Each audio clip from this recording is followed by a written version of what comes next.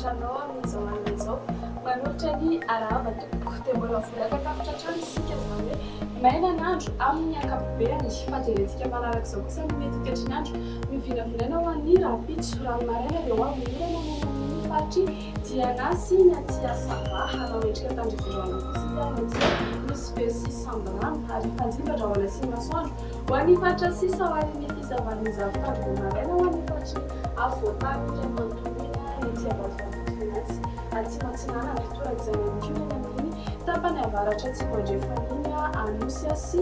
androy raha ho an'ny hariva kosa indray dia mbola mitohatra miorana ny amin'ny Dianasy Sava fahafaendrika tandriforoana izy ny amin'ny faritry Sofia iny olana drahoana kosa ny atany melaka sy ny faritry menabe ary fanjiva drahoana sy masoandro na ibalika be ny masoandro ho an'ny faritra sisa ny maripana vinavina ho an'ny rapiso any ambandritra dia raika amby 10 degré Celsius hitantsika ety avakinankaratra sy fianaratso